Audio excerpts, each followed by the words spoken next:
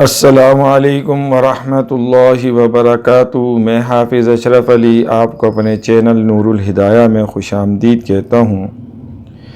ایک ایسے نوجوان لڑکے کی آپ بیتی جو کہ دولت کے حصول میں راتوں رات امیر بننا چاہتا تھا، پھر وہ ایک ایسے جادوگر کے شکنجے میں جا کے پھنس جاتا ہے جو اس کو اپنے غلط کاموں کے لیے استعمال کرنا چاہتا ہے، لیکن وہ نوجوان ایک مسلمان گھرانے سے تعلق تھا۔ اس کے اندر ایک چنگاری باقی تھی ایمان کی، جو اس ایمان کا سودا دنیا کے چکر میں نہ کرنا چاہتا تھا، اور اس نے اس جادوگر کے مذموم عزائم کو پورا نہ کرنے کا عہد کیا، اور جب منع کیا تو اس جادوگر کا غضب اس پر ٹوٹ پڑا، اس کے گھر کو اس نے برباد کیا، اس کے ہاتھوں قتل کروایا، اس کو پھانسی تک پہنچا دیا، اور پھر پھانسی کے پھندے سے بھی اس کو بچا لیا۔ اس کے چھوٹے بھائی کو بھی قاتل بنا دیا، اس کو بھی پھانسی کے پھندے تک پہنچا دیا۔ پھر دونوں جیل میں ایک ساتھ ملاقات ہوتی ہے، پھر وہ جو جیل سے فرار ہوتے ہیں، پھر چاند خان کے پاس پہنچتے ہیں۔ چاند خان کے ذریعے اپنے بھائی کو وہ ملک سے باہر بھجوا دیتا ہے۔ پھر چاند خان اس کو ایک امید کی کرن دکھاتے ہیں کہ کالے جادو کا بھی توڑ ہے۔ ہمارے اسلام میں، قرآن میں اتنی طاقتیں ہیں، ایسی طاقت ہے ہمارے اسلام میں، قرآن میں، کہ اس کی برکت سے اس کالے جادو کا بھی توڑ ہو سکتا ہے۔ وہ چاند خان کے ساتھ اس مزار رتولی میں ایک مزار تھا، ایک بزرگ تھے، ادھر سے تعویذ لینے کے لیے جانے کی کوشش میں لگ جاتا ہے۔ چاند خان کے ساتھ وہ سفر سٹارٹ کرتا ہے اس مزار پہ جانے کے لیے۔ پھر وہ بوریہ چند اپنی طلسماتی طاقتوں کے ذریعے ایک حادثہ کرواتا ہے۔ اس حادثے میں چاند خان ہلاک ہو جاتا ہے، اور اس کو مسعود کو وہ ایسی جگہ پہنچا دیتا ہے جہاں زندگی میں اس نے کبھی سوچا نہیں تھا کہ میں اس جگہ بھی مجھے جانا پڑے گا۔ وہ اپنی جادوئی طاقتوں کے ذریعے اس کی ایمان، جو اس کے جسم میں ایمان کی طاقت ہے، ایمان کی روشنی ہے، اس کو ختم کرنا چاہتا ہے، اور وہ اس کو کسی مندر پہ پہنچا دیتا ہے، اس کو باولا بنا دیتا ہے، پاگل بنا دیتا ہے۔ 5 مہینوں کے بعد اس کو ہوش آتا ہے تو وہ اپنے آپ کو کسی ہندو گھرانے میں رتنا کے نام سے موجود پاتا ہے۔ جو ادھر رہنے والے تھے اس کو رتن یا رتنا کے نام سے پکار رہے ہوتے ہیں۔ اس کو نہیں سمجھ میں آتا کہ میں کب سے ہوں، کہاں ہوں، کیسے ہوں، لیکن جب وہ حالات کو جانچتا ہے، اس کے حالات کا معلومات کرتا ہے، تو اس کو پتہ لگتا ہے کہ میں یہاں 5 مہینے سے ہوں۔ وہ 5 مہینے وہ کس طرح بے ہوشی کے عالم میں رہا کہ اس کو علم ہی نہیں رہا کہ میں 5 مہینے سے ادھر ہوں۔ پھر جب اس کو پتہ لگتا ہے کہ وہ یہی علاقہ ہے جہاں شانتی نگر، جہاں چاند خان صاحب کا گھر تھا، تو اس کے گھر پہ جاتا ہے ان کا پتہ کرنے کے لیے، تو پتہ لگتا ہے کہ ان کی ہلاکت ہو گئی، اور 5 مہینے ہو گئے۔ وہ ٹرین میں ایسا حادثہ ہوا، اس حادثے میں ان کی ہلاکت ہو گئی۔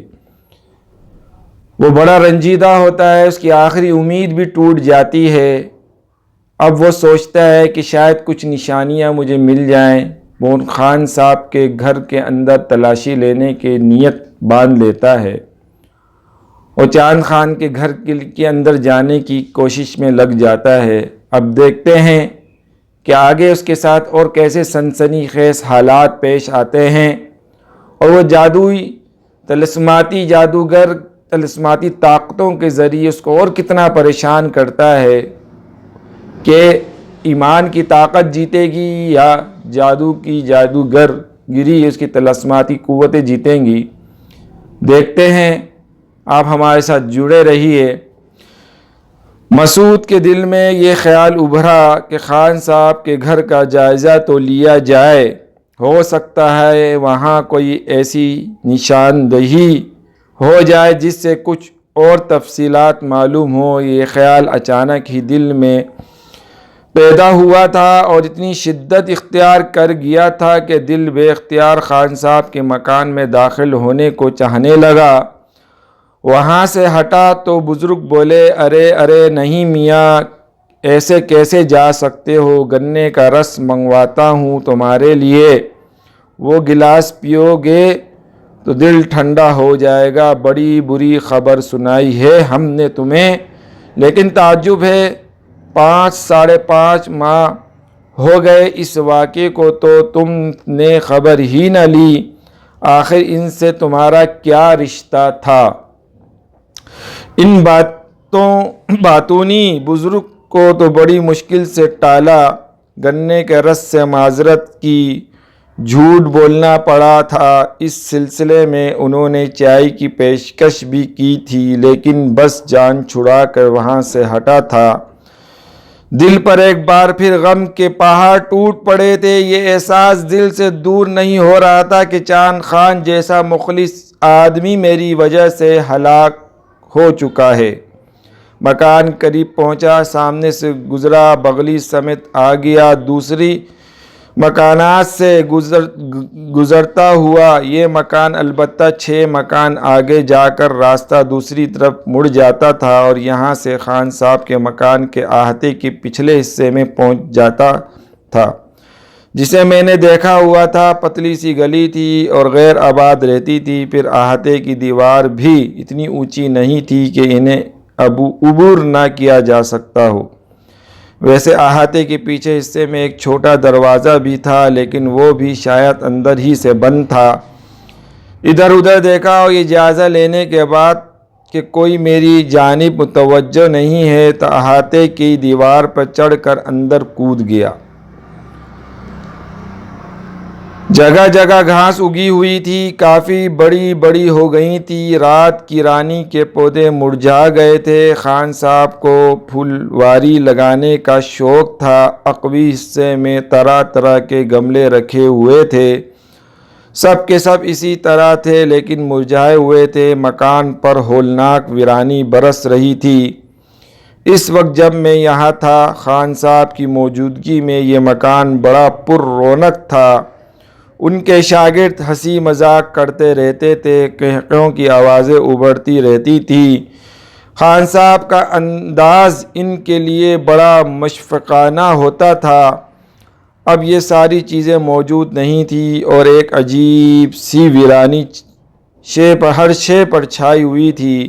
آگے بڑھا اور اندرونی حصے میں داخل ہو گیا۔ مکان کا سارا سامان غالباً نکال لیا گیا تھا اور اب وہ خالی پڑا ہوا تھا۔ میں خان صاحب کے کمرے میں داخل ہوا۔ وسیع و عریض کمرے، کونے میں بچھا ہوا تخت، ایک جانب پڑی ہوئی مسیری، یہ چیزیں موجود تھیں۔ مسیری پر البتہ بستر نہیں تھا۔ دیواریں ننگی کر دی گئی تھیں۔ خان صاحب جگہ جگہ نظر آ رہے تھے۔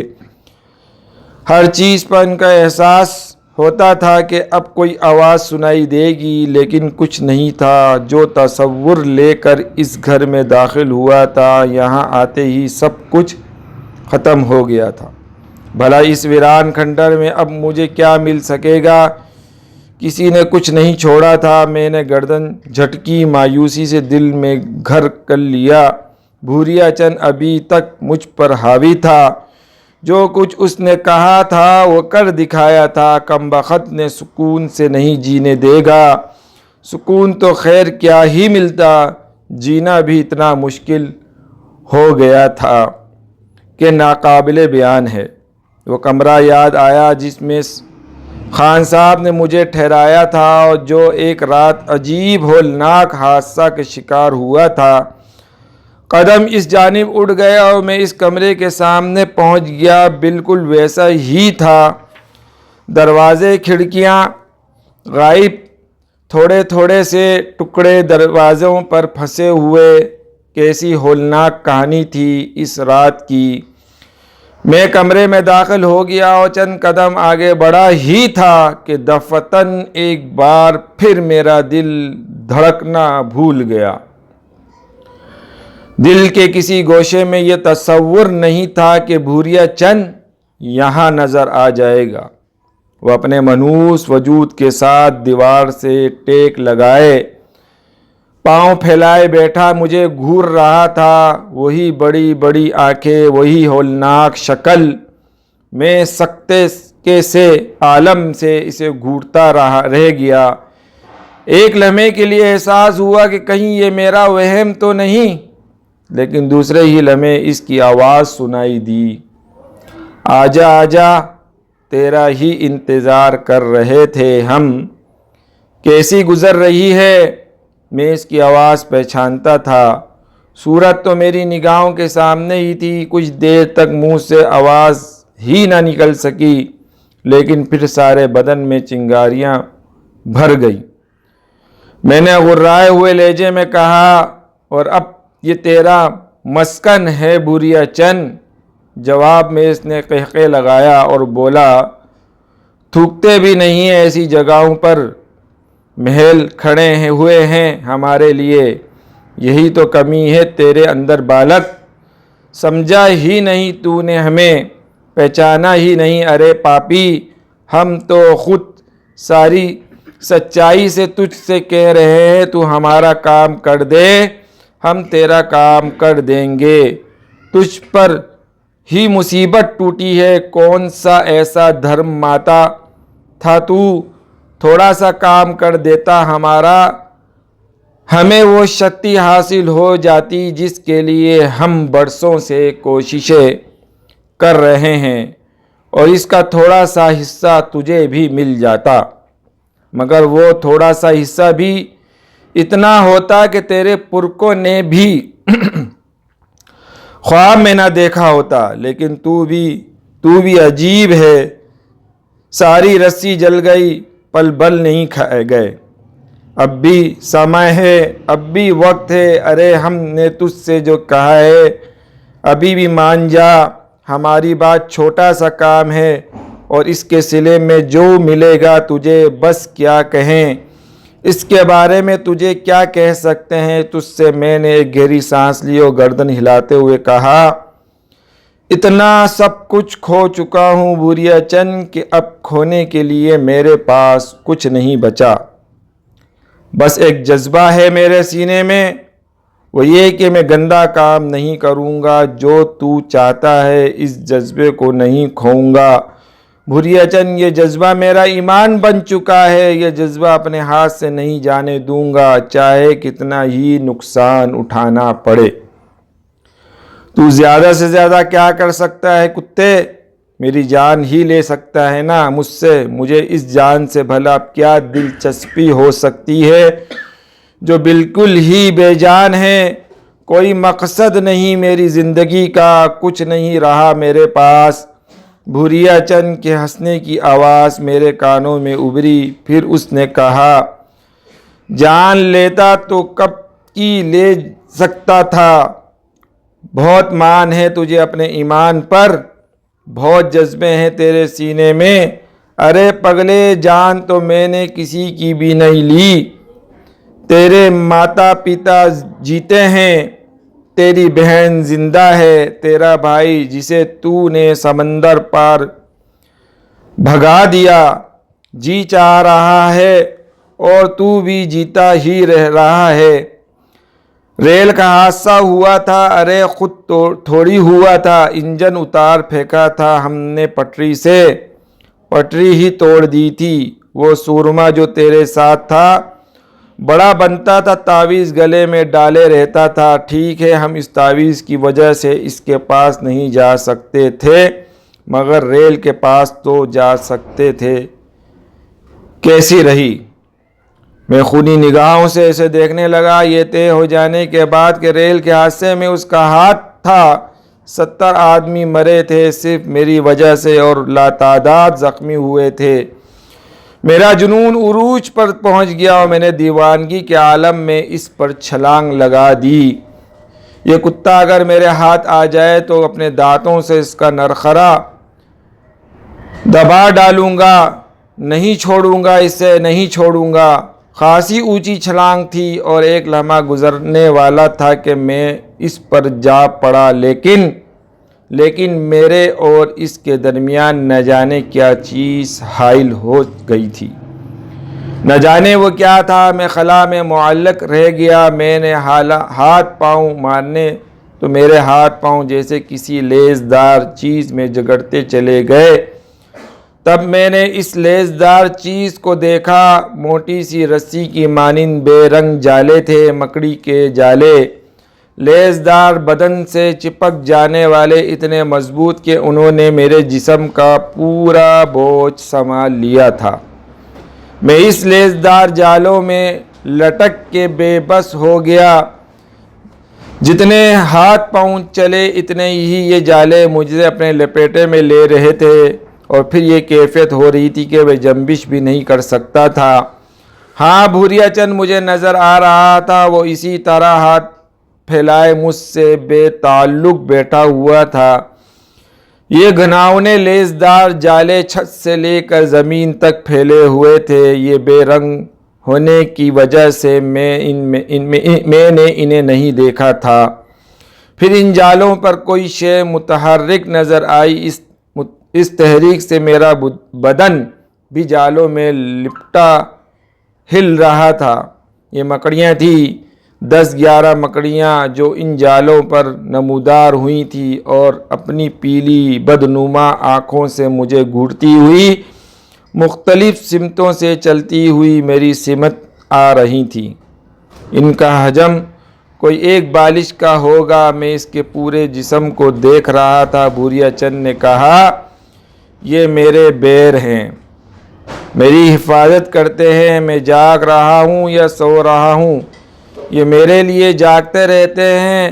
تم ایسا کبھی مت سوچنا، میرا کچھ نہیں بگڑے گا، تمہیں نقصان ہو جائے گا۔ اگر ہاتھی بھی میرے لیے بڑھے گا تو یہ جالے اپنے لپیٹ میں لے لیں گے اور ہل نہ پائیں گے۔ یہ بیر اسے آگ جھپکتے میں چھٹ کر جائیں گے۔ یہ کالا جادو ہے بالک، کوئی بچوں کا کھیل نہیں۔ بھوریا چند نے کہا، یہ کالا جادو ہے، یہ بچوں کا کوئی کھیل نہیں۔ یہ جتنے بھی مکڑیاں ہیں یہ ہماری حفاظت کے لیے ہیں، کوئی ہم کو نقصان نہیں پہنچا سکتا۔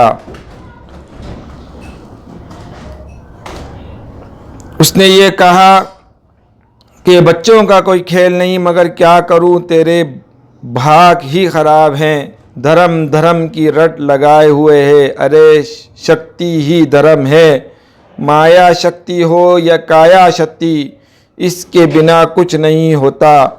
کیا دے گا تیرا دھرم تجھے، کیا بگاڑے گا تیرا دھرم میرا گیان مہان ہے۔ چاند خان پر تیرا جادو کیوں نہ چلا، اس کا کچھ کیوں نہ بگاڑ لیا تو نے، اس تعویذ کے پاس جاتے ہوئے تیری جان کیوں نہیں نکلتی تھی۔ بھوریا چند، میں نے طنزیہ لہجے میں کہا، اور وہ مکرو ہنس پڑا۔ وہ کہاں جیتا ہے، 60-70 لے مرا اپنے ساتھ۔ اس نے کہا، مجھے اس مزار پہ جانے دے، پھر تیری شکتی دیکھوں گا۔ خطرناک راستے بند کرنا بھی عقل مندی ہے، اور عقل بھی ایک شکتی ہوتی ہے باولے۔ اب بھی مان لے، میرا چھوٹا سا کام ہے، بہت چھوٹا سا، اس کے بدلے تجھے جو کچھ ملے گا تو سوچ بھی نہیں سکتا۔ پیر پھاگن کے مزار میں مجھے پہنچا دے، مجھے بس ایک بار، صرف ایک بار مجھے ادھر پہنچا دے، میری من کی اس خواہش کو تو پورا کر دے۔ بدلے میں تو جیون کا ہر سکھ ملے گا، شانتی، دھن دولت کے ڈھیر، سنسار جگا دوں گا تیرے چرنوں میں، جو مانگے گا تجھے دوں گا۔ دل کے تو دیکھ، بول کے تو دیکھ بھوریا چند، اتنا کچھ ہے تیرے قبضے میں۔ میں نے کہا، اس سے بھی زیادہ بالک، اس سے بھی زیادہ۔ بھوریا چند نے جیون بھر کیا ہی کیا ہے، ساری عمر گیان لینے میں بتائی ہے، بڑے بڑے رشی مینوں کے چرنوں کی دھول چاٹی ہے، اور اب سمے آ گیا ہے وہ کسی خوش آئندہ خیال میں کھو گیا۔ پھر چونک کر بولا، ہٹو رے ہٹو اس کے پاس سے، آجا بچے۔ نیچے اترا اور اچانک ہی میں جالے کی گرفت سے آزاد ہو گیا۔ مکڑیاں واپس چلی گئی تھی۔ بوریا چند، اتنا کچھ ہے تیرے قبضے میں اور تو سیڑھیاں چڑھ کر پیر پاگن کے مزار تک نہیں جا سکتا، اس کے لیے تجھے کسی اور کا سہارا چاہیے۔ میں نے تنزیہ کہا اور اس کا چہرہ آگ بگولا ہو گیا۔ یہ تیرے سوچنے کی بات نہیں ہے بوریا چند، تیرا علم گندا ہے، سفلی ہے، ناپائیدار ہے اور ایک پاک بزرگ کا مزار ہے۔ میں نہیں جانتا کہ تو وہاں کیوں جانا چاہتا ہے، لیکن ایک بات ضرور جانتا ہوں، تیرا ناپاک وجود اس پاک جگہ نہیں لے کے جاؤں گا، کم از کم میں اس کا ذریعہ نہیں بنوں گا۔ ہم مقدس جگہوں کا احترام اپنی زندگی سے زیادہ کرتے ہیں۔ وہ تیش کے عالم میں کھڑا ہو گیا۔ رے کتے کی پونچھ، ارے تیری ٹیڑھی ہی کی ٹیڑھی لگی رہے گی، ہم ایسی تیری ایٹ نکالیں گے تو کہ یاد رکھے گا۔ جا مر، بھاگ جا یہاں سے، اپنی ضد کے مزے چکھ، ٹھیک ہوگا تو خود ہوگا۔ اللہ مالک ہے، جو ہوگا دیکھا جائے گا، میں نے کہا، اور بوریا چند دندناتا ہوا وہاں سے نکل گیا۔ میرے لیے اب وہاں رکنا بیکار تھا، چنانچہ میں بھی مکان سے باہر نکل گیا۔ دماغ سنسنا رہا تھا، خیالات پریشان تھے، کوئی بات سمجھ میں نہیں آ رہی تھی۔ خیالات میں ڈوبا جا رہا تھا کہ راستے میں شکنتا نظر آئی، کالج کے یونیفارم میں تھی، مجھے نہیں دیکھ پائی تھی، پتہ نہیں کہاں سے آ رہی تھی، ہو سکتا ہے تعلیم حاصل کرتی ہو۔ میں گھر واپس آ گیا، پاؤں خود بخود یہاں لے آئے تھے اور کوئی ٹھکانہ ہی نہیں تھا۔ اس کے بعد وہی شام، وہی معمولات، مہمانوں کے لیے پھولوں کے ہار لینے نکلا تھا۔ تماش بینوں میں ایک صورت نظر آئی اور ساری جان آنکھوں میں کھینچ آئی۔ کیا یہ ماموں ریاض ہی ہیں؟ آنکھیں دھوکہ تو نہیں کھا سکتی، یہ ان کی صورت میں ایک صورت تھی جو آنکھوں کی حسرت بن چکی تھی۔ ماموں ریاض ہمارے ماموں ہی نہیں، دوست بھی تھے، اتنا اچھا وقت گزارا تھا ان کے ساتھ، اب یاد بھی کرتا تو یقین نہیں آتا تھا۔ مگر وہ تنہا نہیں تھے، ان کے ساتھ 3 اور آدمی بھی تھے۔ ایک لمبے تڑنگے نواب جیسے حلیے کے ساتھ، باریک ململ کا کرتا کڑا ہوا پہنا ہوا تھا، سلک کی شیروانی جس کے سارے بٹن کھلے ہوئے تھے، دودھ جیسا سفید رنگ، تلوار کٹ سیاہ مونچھیں، سر پر کالی ترچھی ٹوپی، چوڑی دار پاجامہ اور منہ میں پان کی پڑواری تھی۔ دوسرے وہ 2 بھی کسی حد تک ایسے ہی لباس میں ملوث تھے، البتہ ماموں ریاض شلوار قمیص پہنے ہوئے صاف ستھرے نظر آ رہے تھے، مگر انصاف کے ساتھ چلتے ہوئے ان کا انداز بھی موذبانہ نظر آتا تھا۔ دل نے پورا یقین کر لیا کہ یہ ماموں ریاض ہی ہیں۔ بدن میں پھر پھیری سی آ گئی، پاؤں آگے بڑھے، جی چاہا دوڑ کر لپٹ جاؤں، اتنا رہوں کہ آنکھیں آنسوؤں کے ساتھ بہہ جائیں، مگر عقل نے روکا۔ اپنے بارے میں کچھ اندازہ ہے مسعود؟ ہاتھ میں پھولوں کے بہت بڑے تھیلے تھے، دبائے ہوئے تھے، ایک بری جگہ رہتا ہے، حرام کی کمائی پہ جی رہا ہے، کیا لگ رہا ہے اس کا علم ہے؟ اور پھر اس کے بعد کیا ہوگا؟ وہی سب کچھ نہ جس سے بچنا چاہتا ہے، مگر ماموں کو کیسے چھوڑ سکتا ہوں؟ پتہ تو لگے وہ شتی پور میں کب آئے، امی اور ابو کہاں ہیں، سب کیسے ہیں؟ انہیں محمود کے بارے میں بتاؤں، نہ جانے امی اور ابو کا کیا حال ہے۔ رتنا، کسی نے مجھے پکارا اور میں ایک دم چونک پڑا۔ گھوم کر دیکھا تو مالتی تھی۔ یہاں کھڑے سو رہے ہو، وہاں راما رانی انتظار کرنی ہے تمہارا۔ مالتی، تم یہ ہار لے جاؤ، مجھے کچھ کام ہے۔ ارے لے جاؤ۔ دوڑتے ہوئے میں دوسرے کام کے لیے جا رہی ہوں، مالتی نے کہا اور گردن جھٹک کر آگے بڑھ گئی۔ میں رک کر ان لوگوں کو دیکھتا رہا، وہ سامنے والے کوٹے کی سیڑھیاں چڑھنے لگے۔ یہ اطمینان ہو گیا کہ وہ لوگ بیلاوتی کے مہمان ہیں، پہلے ہار دے آؤں، اس کے بعد آ جاؤں گا اور پھر کچھ سوچوں گا۔ تیزی سے آگے بڑھا، پھر پہنچا تو شریر کشنا نظر آئی، زرق برق جوڑے میں ملوث، سرخ پاؤڈر سے سجی ہوئی، آنکھوں میں کاجل کے ڈورے سجے ہوئے۔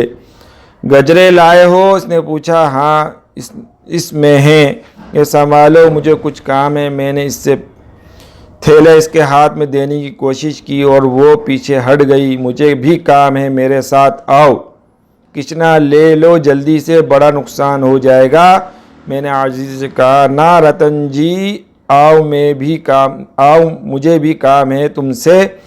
مالتی نہیں ہے ورنہ تمہیں تکلیف نہ دیتی۔ وہ واپس مڑ گئی۔ راما رانی، رادھا اور لکشمی ہال کمرے میں تھی، جہاں طبلے کی تھاپ اور سارنگی کے ساتھ گھنگرو چھنک رہے تھے۔ مجبوراً مجھے کشنا کے ساتھ کمرے میں داخل ہو گیا۔ کشنا نے تھیلے میں کھولے اور گجرے نکالے، پھر موتیوں کے پھولوں کا ایک ہار مجھے دے کر بولی، اسے میرے بالوں میں سجاؤ۔ کشنا نے پھر خوشامد کی۔ باندھو رتن، پھول لگانے سے تم میرے پتی نہیں بن جاؤ گے۔ چلو جلدی لگاؤ۔ مجھے اندازہ تھا کہ وہ مجھے ایسے نہیں چھوڑے گی۔ مجبوراً اس کے بالوں میں پھول سجائے، اس کی کلائیوں کے گجرے اٹھا کر مجھے دیے۔ انہیں میرے ہاتھوں میں سجاؤ۔ تم مجھ پر ظلم کر رہی ہو کشنا، تم نے بھی تو ہم پہ ظلم کر رکھا ہے، نہ جانے کب سے۔ باندھو بھائی، دیر ہو رہی ہے۔ خاصی دیر لگی، اس سے پیچھا چھڑا کر میں پھر نیچے بھاگا۔ پوری گلی میں نظر دوڑائی، وہ لوگ نظر نہیں آئے۔ اطمینان ہوا کہ وہ بیلاوتی یعنی شکنتا کے کوٹے پر ہیں۔ اب کیا کروں؟ کیا اوپر چلا جاؤں؟ مگر پھر کیا کروں گا؟ ماموں کے سامنے اس طرح نہیں جانا چاہتا تھا، نہ جانے کیا ہو جائے۔ ذرا بھی کسی کو اندازہ ہو گیا کہ میرے بارے میں تو شاید اس بار پولیس مجھے گرفتار کرنے کی زحمت بھی نہیں کرے گی، دیکھتے ہی دیکھتے گولی مار دے گی، کیونکہ اب میں صرف 2 آدمیوں کا قاتل نہیں بلکہ پولیس کے 2 افراد بھی میرے ہاتھوں مارے جا چکے تھے۔ وہ تو شکر تھا کہ میں پاگلوں کی حیثیت سے نہ جانے کیسے یہاں وہاں وقت گزارتا رہا، کسی کو پتہ نہیں چل سکا۔ ابھی تک تو محفوظ تھا، لیکن کمینہ صرف بھوریا چند کی ایک ہلکی سی جنبش مجھے پھر مصیبتوں میں گرفتار کر سکتی ہے۔ اس کا خوف تو لمحہ لمحہ رہتا ہے، میرے ساتھ جو بھی ہوگا عذاب میں گرفتار ہو جائے گا۔ نہ جانے بیچارے مامور ریاض کیا کر رہے ہیں اور کس طرح یہ لوگ اپنے آپ کو محفوظ رکھے ہوئے ہیں۔ مامور ریاض تو جو جھلک دیکھی تھی، اس سے یہ اندازہ ہوتا تھا کہ بہت زیادہ بے کسی کا شکار نہیں ہے، مگر کہاں ہیں، کیا کر رہے ہیں، شتی پور میں کیسے آنا ہوا، یہاں کیسے رہے، یہ ساری باتیں ذہن کے پردوں سے ٹکرا رہی تھیں۔ فیصلہ کیا جب وہ نیچے اتریں گے تو ان کا پیچھا کروں گا، یہ دیکھنے کی کوشش کروں گا کہاں رہتے ہیں، بعد میں سوچا جائے گا کہ کیا قدم اٹھانا ہے۔ اس بات پر دل جم گیا۔ بہت دیر تک پوری گلی سے چکر لگاتا رہا، یہاں جو کچھ ہوتا تھا اب میری نگاہوں سے اوجھل نہیں تھا۔ ان لوگوں نے فوری طور پر نیچے آنے کا امکان نہیں تھا۔ اگر رقص کی محفل میں جم گئے تو رات کے 12 ہی بجیں گے۔ کچھ بھی ہو جائے، میرے لیے اس سے زیادہ قیمتی کام کیا ہو سکتا تھا۔ میں فتح محمد پنواری کی دکان پر رک گیا اور اس کے دکان قریب لگے ہوئے بجلی کھمبے کے نیچے ایک سیمنٹ کا تھلہ بنا ہوا تھا، اس پہ بیٹھ گیا۔ فتح محمد کے ہاتھوں برق رفتاری سے چل رہے تھے اور دونوں پانوں کے انبار لگے ہوئے تھے، اور فتح محمد ان سے طرح طرح کی باتیں کرتا اور پانوں کی گلوریاں بنا کر انہیں پیش کرتا۔ اس کی چرب زبانی سننے کے قابل تھی۔ تھوڑی دیر کے لیے گھاگ کم ہوئے تو اس نے مجھے دیکھا اور بولا، بھائی رتن لال جی، آج یہاں کیسے بیٹھے ہو؟ اداس اداس ہوئے؟ جھگڑا ہو گیا ہے گھر میں کسی سے؟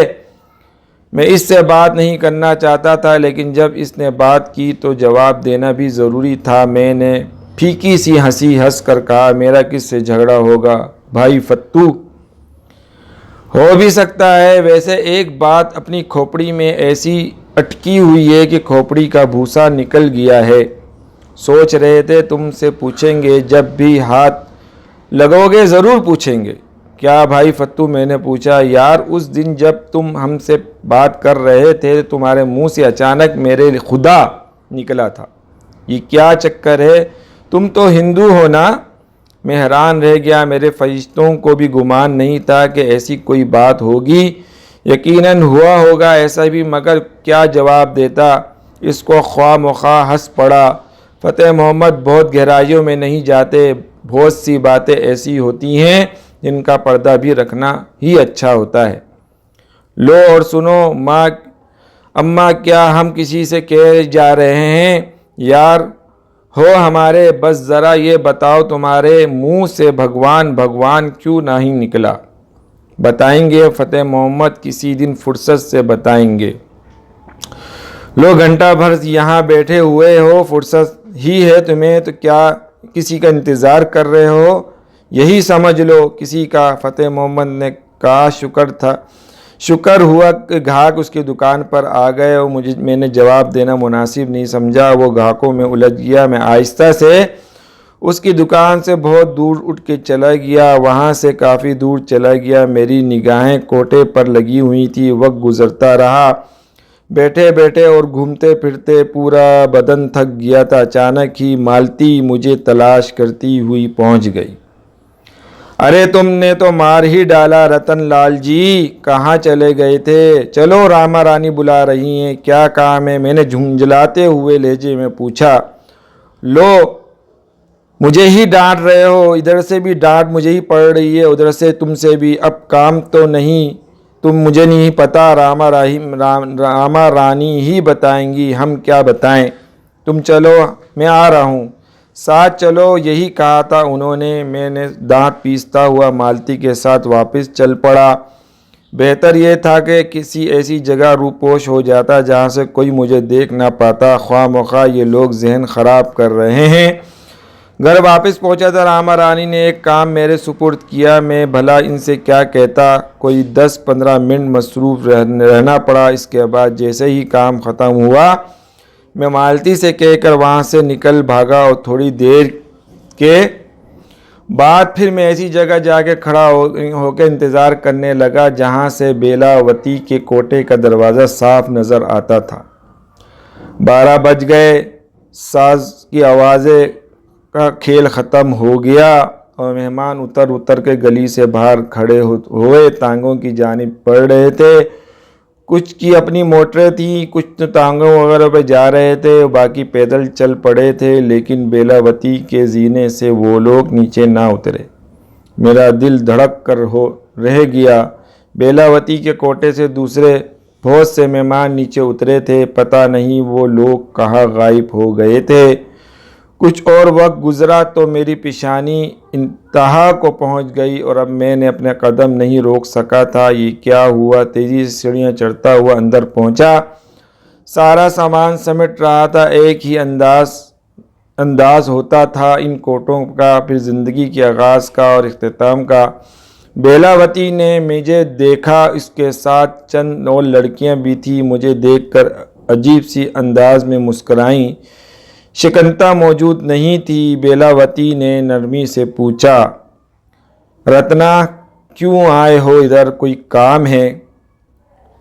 بس میرے بھائیو دوستو، اس مسعود کے ساتھ زندگی میں اور کیا کیا حالات ہوں گے اور بھوریا چند اس کا کیسے پیچھا چھوڑے گا۔ وہ اپنے مذموم عزائم کے لیے اس کو تیار کرنا چاہتا ہے اور اس کے دل میں ایک ضد پکڑ چکی ہے کہ میں یہ تیرا گھنونی اور غلط کام نہیں کروں گا، اور وہ بھی بندھا ہوا ہے مسعود کے ساتھ، کیونکہ اس کا کام صرف مسعود ہی کر سکتا ہے اور کوئی نہیں۔ بھولیا چند طلسماتی جادو کا طاقتور، سفلی علم کا ماہر، وہ اپنی شکتیاں، اپنی طاقتیں جادو کی اور بڑھانا چاہتا ہے، اس کے لیے مسعود کو استعمال کرنا چاہتا ہے۔ وہ بار بار یہی بات کہہ رہا ہے، چھوٹا سا کام ہے ہمارا، کر دو، پھر تمہارے چرنوں میں، تمہارے پاؤں میں دنیا کی ہر خواہش، ہر خوشی لا کے رکھ دیں گے، اور جو طاقتیں ہم کو ملیں گی وہ طاقتیں تمہارے بھی کام آئیں گی، تم جو چاہو گے وہ پاؤ گے، جس کو نظر رکھو گے وہ تمہارا ہو جائے گا۔ لیکن اس نے کہا کہ دنیا میں اتنا سب کچھ میں کھو چکا ہوں، اب میرے پاس کچھ نہیں، بس ایک چھوٹا سا ایمان بچا ہے، اس ایمان کا میں سودا نہیں کروں گا۔ اب ایک طرف وہ ماہر جادوگر، طاقتور جادوگر، اور ایک طرف ایک چھوٹا سا ایمان، کیا وہ ایمان کا سودا کر لے گا؟ کب تک اس سے لڑے گا؟ کیسے لڑے گا؟ اب اس کا اگلا ٹھکانہ کیا ہوگا؟ کب تک اس کی مظلوم بنا رہے گا اور اس کے ظلم سہتا رہے گا؟ پھر اللہ کو کب اس پہ رحم آئے گا؟ پھر اللہ اس کو کون سی طاقتیں عطا کرے گا؟ کون سی روحانیت عطا کرے گا؟ کون سے وظیفے سے عطا کرے گا جس کی وجہ سے، جس کی طاقت کی وجہ سے، روحانی طاقت کی وجہ سے اس جادوگر کو وہ غرق کرے گا اور اللہ کا ولی بن جائے گا۔ تو اگر آپ کو ہماری ویڈیو پسند آ رہی ہے تو آپ ہمارے ساتھ جڑے رہیں، ہمارے ویڈیو کو سبسکرائب کریں، لائک کریں، شیئر کریں، بیل آئیکن کو پریس کریں تاکہ ہر آنے والی ویڈیو آپ تک پہنچ سکے۔ ہماری پہلی گزری ہوئی جتنے بھی پارٹ ہیں وہ ہمارے جو ڈسکرپشن میں اس کا لنک موجود ہے۔ جب تک کے لیے اجازت دیجیے۔ السلام علیکم ورحمۃ اللہ وبرکاتہ۔